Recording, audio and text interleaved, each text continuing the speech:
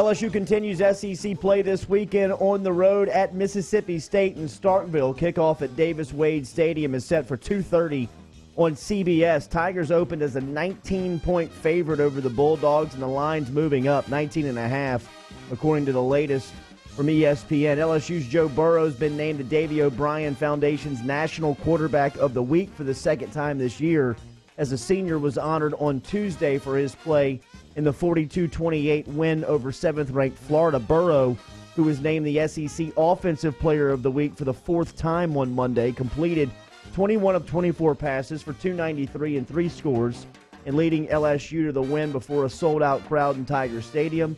LSU's quarterback is now 16-3 as a starter, as he's guided the Tigers to 6 wins over top 10 teams during his 2 years at the school. His Heisman odds went up on Monday as well after throwing for 293. He is now up from 3-1 to 15-4. Still trails Alabama's quarterback Tua Tagovailoa in those Heisman odds.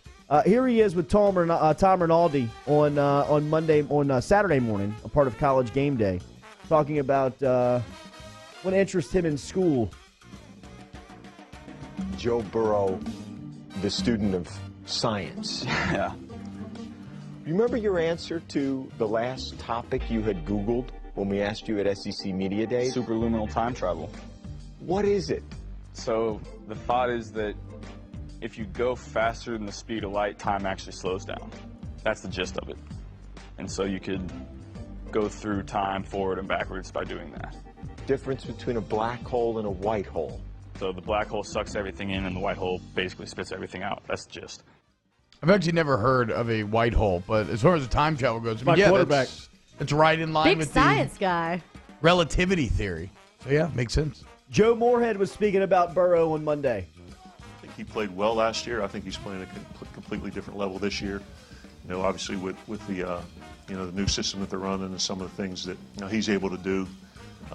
Making quick reads, making quick throws, and the receivers that he's thrown to. I think it's really, you've seen him elevate his game from a year span and take to a new level. You always knew he was talented, coming out of Ohio State and coming down here, but I think, what they're asking him to do now fits his skill set very well. Burrow, junior safety Grant Delpit, and true freshman cornerback Derek Stingley Jr. were all named first-team AP midseason All-Americans on Tuesday. ESPN announced Tuesday that the LSU-Florida game on Saturday night in Tiger Stadium was the network's most-watched college football game in nearly 2 years. The telecast averaged 6.5 million viewers, and the audience peaked at 7.4 million viewers late in the second half. A tweet from ESPN's PR shows the numbers there and how popular that game was on Saturday night.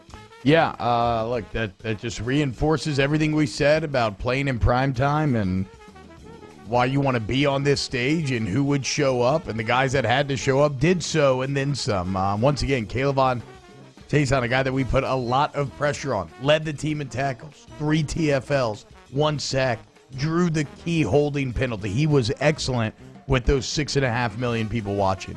This October has been among ESPN's best 5 October audiences since 1994, the 6.5 million viewers on Saturday night. New Orleans Saints cornerback P.J. Williams has been suspended for the team's next 2 games for violating the NFL's substance abuse policy. The 26-year-old had started 5 of the team's first 6 games of the season.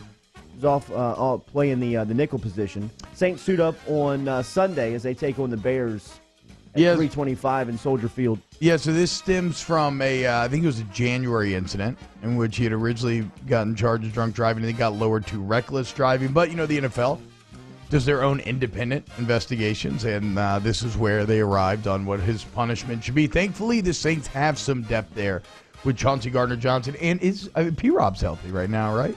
I'll double check, but I believe so. Like it's not Witness a good protection loss. Program. PJ Williams been playing very well, but point being, I think they should be okay. New Orleans Pelicans have one more preseason game against the Knicks on Friday before kicking off the regular season versus the defending champs next week in Toronto. Pelicans looking to stay undefeated in the preseason as they take on New York. It'll be Zion versus RJ.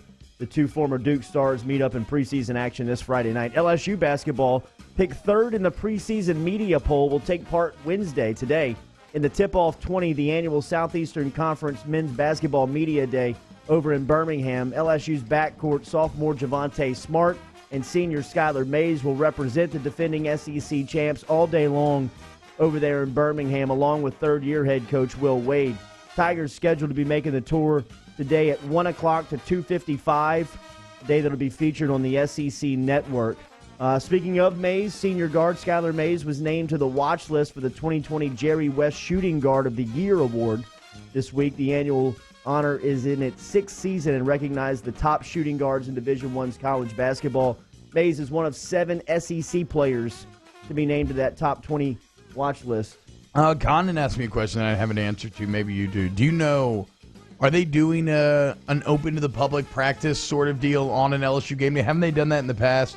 Where there's been an LSU home football game, and earlier in the day they have a practice the public can go to. Have you heard anything along those lines? I think they were talking about doing it last weekend for the Florida game. I Auburn don't know game if would they be. did. Yeah, with the Auburn game kicking off at 2:30, it'll be earlier in the morning.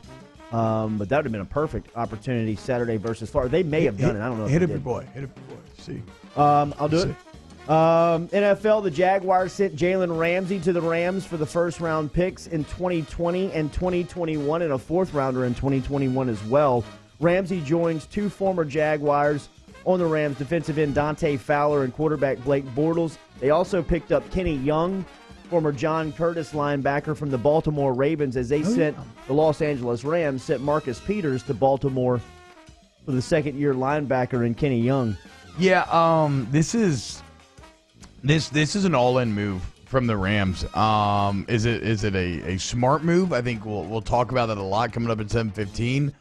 I think that long-term, like in the short term, yes, I think it has an impact. Long-term, I do not like what this does to the Los Angeles Rams. I think that they are sacrificing depth.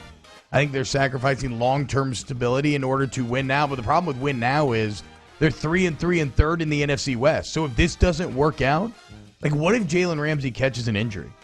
And then all of a sudden you've given up 2 first-round picks and a fourth for him. That could be devastating for this team. Or what if Jalen Ramsey just goes Jalen Ramsey? Well, that can go either way, right? I mean, even when he's being Jalen Ramsey, he still has, I think, he's allowed the lowest quarterback rating or whatever. I mean, look, I trust Bill Barnwell quite a bit when it comes to evaluating NFL things, and he does call Ramsey a Hall of Fame talent. So that is what you're getting. But as Jordy said, there's some baggage that comes along with that. Major League Baseball last night. How about the Washington Nationals? For the first time since 1981 when they were the Montreal Expos, the Nationals are heading back to the World Series. They swept the National League Championship Series last night in Game 4 with a 7-4 win over the St. Louis Cardinals. The Astros won Game 3 of the ALCS 4-1 against the Yankees. Houston leads that series 2-1. It seems like tonight's Game 4 is going to be moved due to weather, so it looks like that series will pick up tomorrow in New York. Those are your headlines here on Off the Bench.